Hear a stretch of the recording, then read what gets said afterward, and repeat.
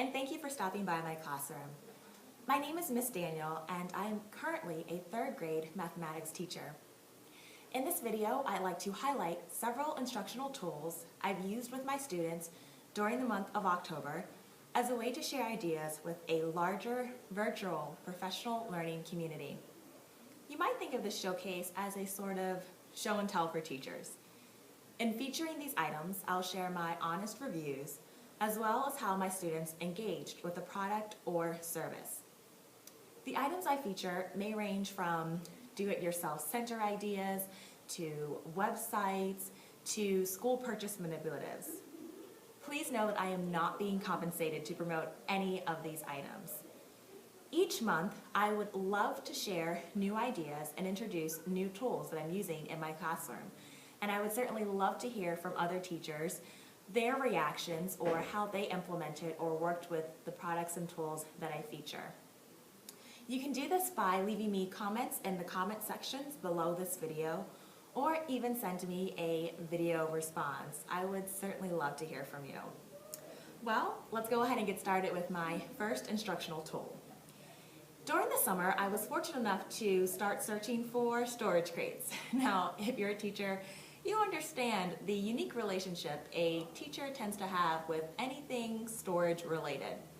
I was able to find these nice crates at, believe it or not, the Dollar Tree. So they were $1. What I loved about them is that they came in an assortment of colors, and they contain, or they're able to hold quite a lot. As you can see here in the front section, it's kind of oblong and rectangular shaped. I'm able to fit a gallon-sized bag full of manipulatives inside this front section here that's probably about 8 or so inches deep. And that runs across the front of the container. I also have some rollers here. I currently use these as center organizational devices for my students at each of the different tables and center stations around my classroom. I have a grouping of pencils here that I'm able to fit inside, as well as sticky notes, 2 timers, 2 glue sticks, and about 10 or so markers and highlighters. So it contains, and it's able to hold quite a few students' materials inside of here. I also like that they're extremely portable because there's this handle grip that is large enough to fit an adult hand easily. So even sometimes a student can take these tools to their desk if they need a material, or again, they are portable and stackable. There are about several different colors that I saw. I have 5 different colors here, and I want to say there were about 7 or 8 different colors that I saw at the Dollar Tree. So they're very cost effective. I know sometimes visiting the educational stores can be a little bit pricey, but at $1 they are very, very economical. So that's my first October favorite of the month. A second tool that I enjoy using during the month of October were these student place value boards.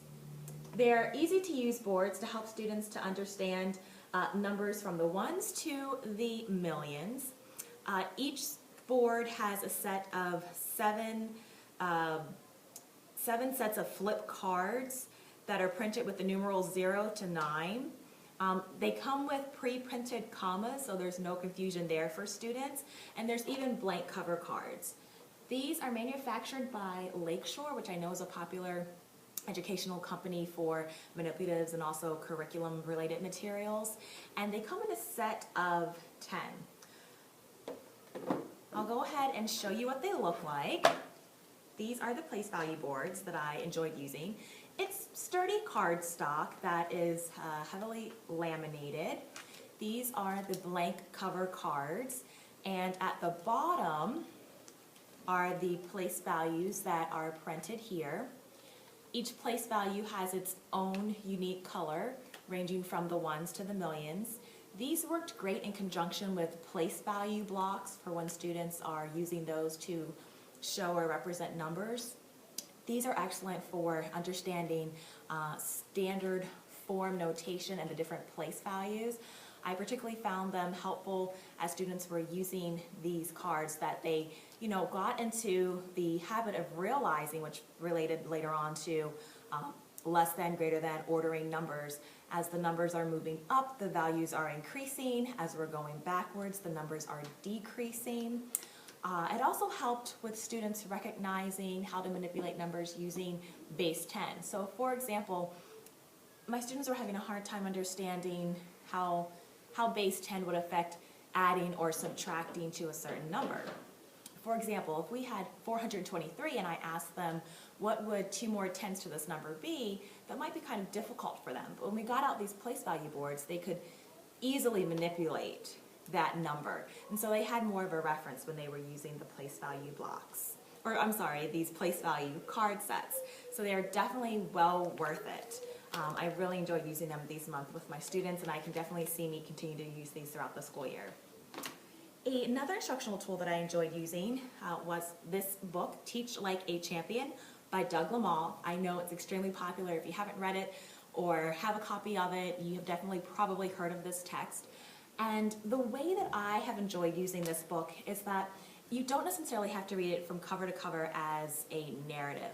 It's great for getting quick instructional strategies that you can implement in your classroom the next day or even that very minute.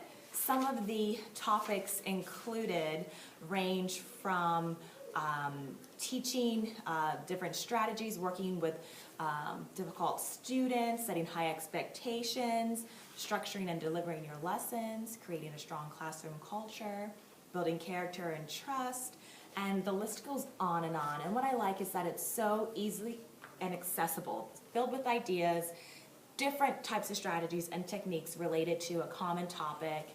And there are excellent stories throughout here of how Doug was able to implement these strategies in his classroom and student reactions. And if that's not enough, there's also an instructional DVD here that's in the back.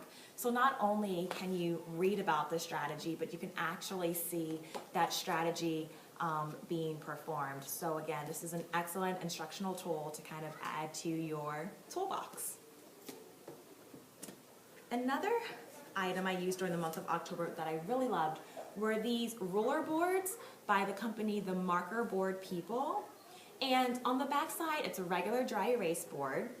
I like that it's really expansive, so the students really have room to work. At this grade level, 3rd grade, they're starting to downsize their writing from primary grades, but this still allows them to have enough room to actually write and perform multi-step problems. But what I especially like on the back side is that there's a ruler built in, centimeters this side, inches this side. So when we get to that, that's something that the students can use.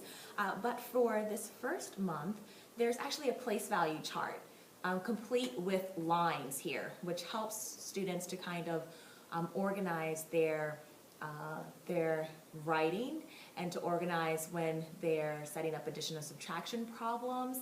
And it's kind of like a built-in graphic organizer, so I really enjoy that feature is permanently here on the board. It makes it really easy for students. My last October favorite is actually a website. It's edutopia.com.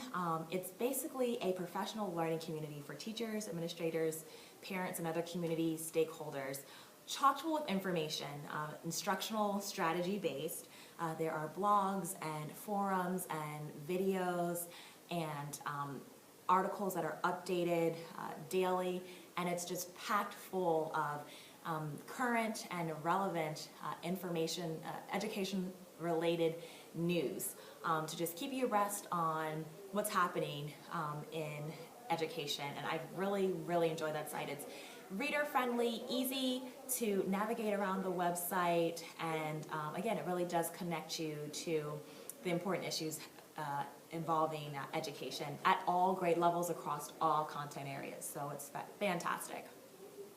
Well, if you found this video helpful, please rate it a thumbs up and subscribe for future videos. If you would like to follow my 3rd grade students and myself, you can at www.missdanielsclassroom.edublogs.org.